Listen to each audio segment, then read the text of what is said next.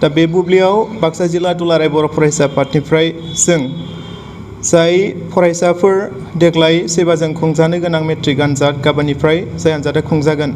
बेवहाय जाय फरायसाफोरा बाहागो लागोन बा आनजादखौ लिरगोन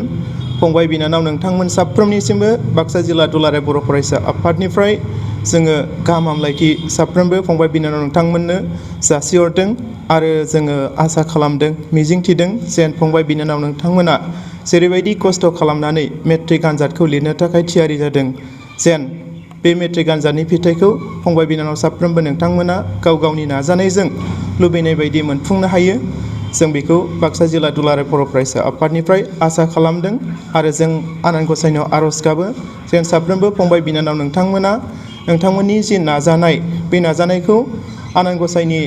अनहरनाय एबा बोर सारस्रिनायजों लोगोसे जोबोद मोजाङै मोजां आनजादखौ लिरनानै जाफुंसार जानो हायो जों बेखौ मिजिंथिबाय आरो बेहाय जों बाक्सा जिल्ला दुलाराय बर' फरायसा आफादनिफ्राय साफ्रोमबो मेट्रिक आनजाद लिरनो गोनां फरायसा फंबाय बिनानाव नोंथांमोनखौ खावलायगोन देग्लाय बाक्सा जिल्ला दुलाराय बर' फरायसा आफादनि बेंखनथिनिफ्राय गासै जिहेथु जोंहा बर' बिजों दं बे बर' बिजोंनिनो गासै 2863सा फरायसाफोरा मेट्रिक आनजादखौ लिरगोन फंबाय बिनानाव नोंथांमोन साफ्रोमखौबो जों बाक्सा जिल्ला दुलाराय बर' फरायसा आफादनिफ्राय खावलायो जिहेथु देग्लाय कर साबजेक्ट गांब्रैखौ जे कुइसन पेटार्न बेखौ चेन्ज खालामबाय सेबाया बे हिसाबै कर साबजेक्ट गांब्रैनि जे कुइसन दा बेखौ मोननै पार्ट खालामदों जिहेथु मोनसे पार्टखौ सिगां समाव होग्रोगोन 50%नि आरो नेक्स्ट पार्टखौ होगोन दा बेवहाय जिहेथु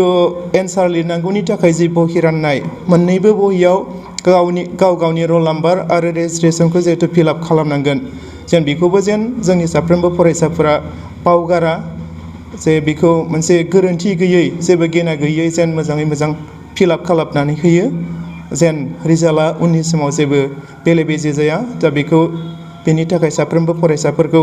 गाव गावखौ एसे सिनसियार जानानै दा बेखिनिखौ फिलआप खालामनो थाखाय खावलायदों आरो लोगोसे बेखौ जों खावलायबावगोन जे थांनाय माखासे बोसोरफोरनिफ्राय जों नुबोदों गोबां फरायसाफोरा मेट्रिक आनजादखौ लिरनो थाखाय फर्म फिलआप खालामो नाथाय गोबाङा एबसेन्टबो खालामो दा बेफोरबायदिखौ नुदों नाथाय जों दुलाराय बर' फरायसा आफाद बाक्सा जिल्लानिफ्राय देग्लाय बेखौ खावलायदों जेन साफ्रोमबो फरायसाफोरा जेरैबायदि गोसोजों फर्म फिलआप खालामदोंमोन आनजादखौ जेन एबसेन्ट खालामालासिनो मोजाङै मोजां होफैयो जों बेखौ बाक्सा जिल्ला दुलाराय बर' फरायसा आफादनिफ्राय खावलायहरदों लोगोसे आनजादनि जे खान्थि बा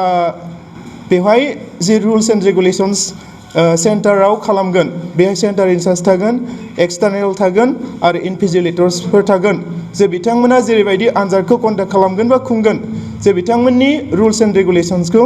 मानिनानै जे जोंनि फरायसाफोरा आब्रुथिनि गेजेरजों गाहामै गाहाम आनजादखौ लिरो दा बेखिनिखौबो मिजिंथिबाय बेखिनिखौनो जों बाक्सा जिल्ला दुलाराय बर' फरायसा आफादनिफ्राय दिनैनि सम बुब्लियाव साफ्रोमबो फरायसाफोरनिसिम जाय फरायसाफोरा मेट्रिक आनजाद लिरगोन फंबाय बिनानाव बिथांमोननिसिम गाहाम हामलायथि बावहरनायजों लोगोसे जोंनि फोरमायथिखौ जों बाक्सा जिल्ला दुलाराय बर' फरायसा आफादनिफ्राय फोरमायहरनाय जाबाय।